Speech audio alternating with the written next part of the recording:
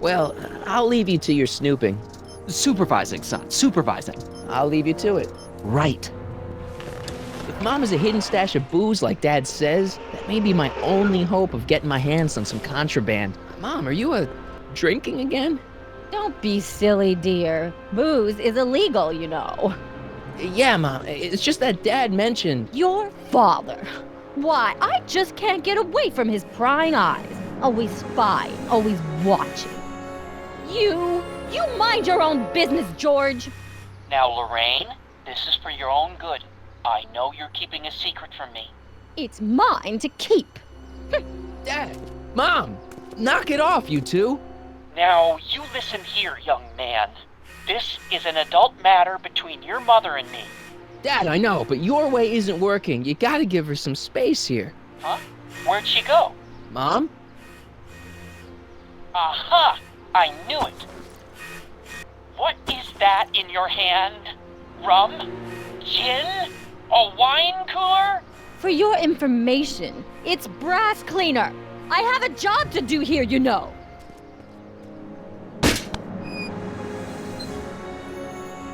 Having fun, kid? Dad! Who said that? Attempting to destroy public landmarks is a violation of C-64. I wasn't trying to destroy it. Take your demerit. Lorraine! No. Lorraine, I'm just trying to look out for you. You know the kind of trouble we can get into if you're drinking again. George, I wouldn't be so on edge if you weren't suffocating me all the time. Was that an admission? An admission of how smothered I am by you. What happened? What the heck am I looking at? Yes.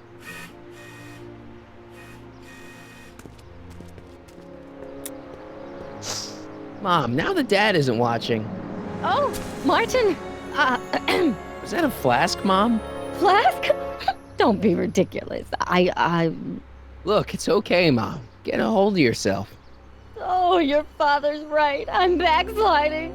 But it's been so hard, what with your brother and sister leaving, and then your father getting obsessed with his monitors, and Let me take care of the flask. Dad doesn't have to know anything about it.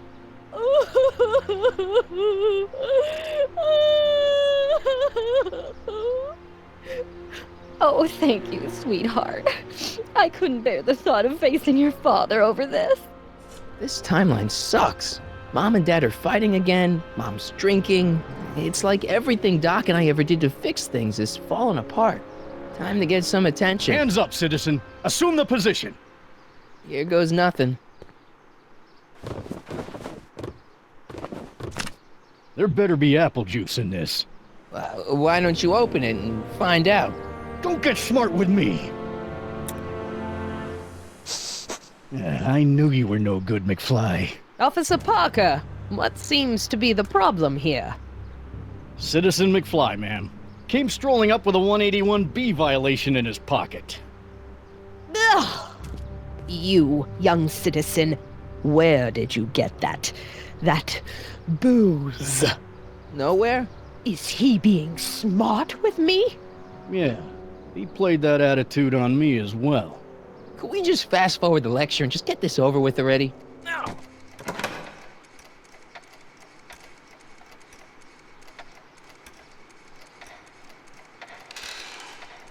Come in, citizen. Martin McFly, age 18, resident of Sector L, Father George, Mother Lorraine, president of the Junior Brown Brigade, recipient of a full-ride scholarship to Strickland College, winner of the Courthouse Challenge to Portland Award, 0 demerits until this morning. The obvious question, Mr. McFly, is, what happened to you? Jesus Christ, Doc, what happened to you? Doc. Interesting. You regard me as a doctor, indicating awareness that you're suffering from some variety of mental disorder. That's a hopeful sign, Martin. Of course, I'm not actually a doctor, but I do have the tools to turn you around and put you back on the road to societal normalization. Shall we begin with a few questions to establish a baseline? Whatever. Let's get through this nonsense so I can set you straight. You'll set me straight? Explain. This whole crazy world you've created, it's totally mental. There's all these stupid rules and everybody's acting all weird. My dad's turned into this creepy snoop.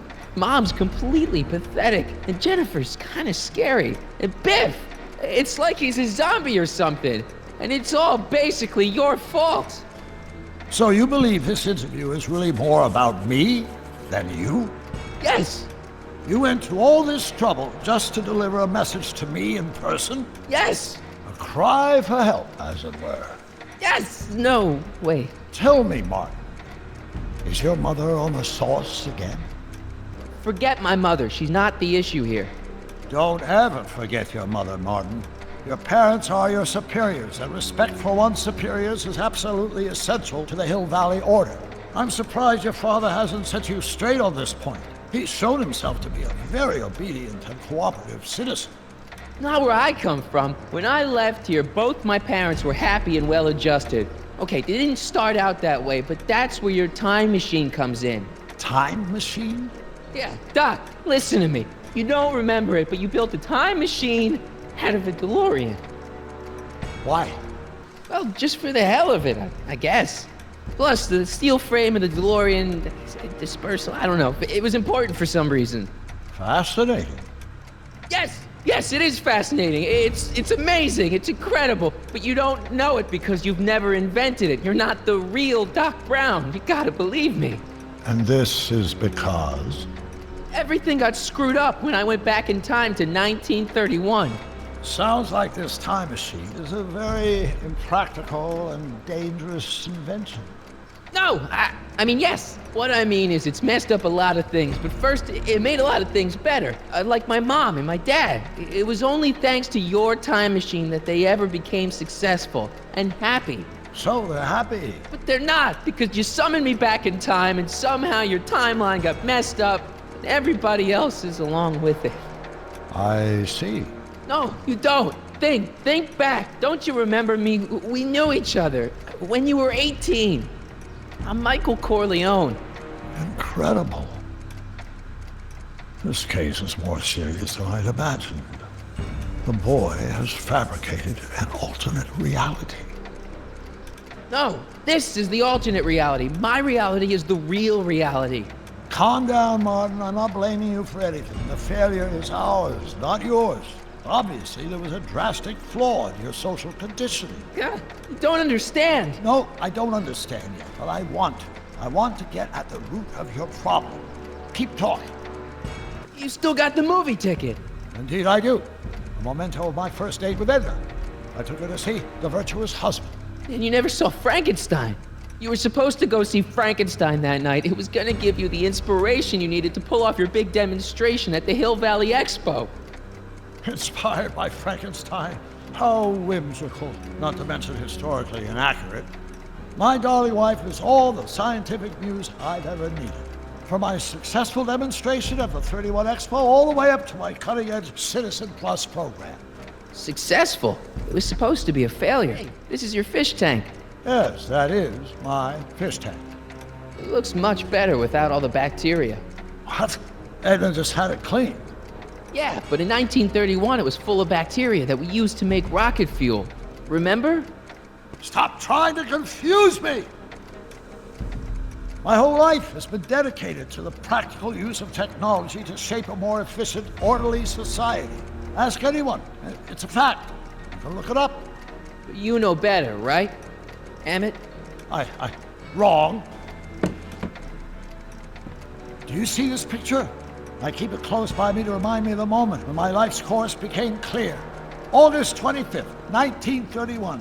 The day I single-handedly captured Kit Tannen, the scourge of Hill Valley. Single-handedly? And not, incidentally, the day I caught the eye of Edna Strickland, my scientific muse and the love of my life. Take a look. What you see there is a young man who understands his destiny.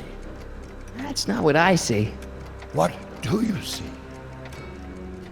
Could that be? I think it is. What? It's me, and you, the other you. It is me. And you. But how? Michael? It's impossible. No, it's science. Your science, Doc. In this other world, the one you say you come from, am I happy there? Very happy. You've got 2 great sons. Sons, Yes, and a fantastic wife. not Edna. Not even remotely. And your invention. Jeez, Doc, you can go anywhere you want to. Anywhere in time. You're the luckiest guy in the universe. And what about Hill Valley? Hill Valley. You know it's got problems. A little bit of urban decay here, a little bit of crime there. It's a normal city. People are happy, mostly. And even when they're miserable, they're not miserable like they are in your Hill Valley. Stop! There are no miserable people in my Hill Valley. Give me a break. You don't really My believe. citizens lead lives of order and peace. Nobody worries. Nobody complains. Only because they were afraid to. Jeez, open your eyes, will you?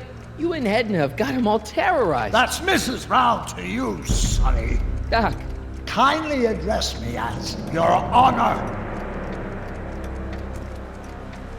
We've worked for over 50 years, my wife and I. Every waking moment devoted to ridding Hill Valley of vice and disorder. And you dare to claim that our citizens are unhappy? yeah, I do. I've seen it. They're just too afraid to speak up. Afraid? Afraid of what? Afraid of the consequences of their actions, Doc. You run this place like it's a police state. Nonsense. I can prove it. All right then, time travel boy. You do that. And until you do, I'm going to treat your wild story as just that, a story told by a madman. And I've determined that the best treatment is simply to let the insanity run its course. So, is the interview over? Should I leave? Please do. I'm very busy. I've got a city to run.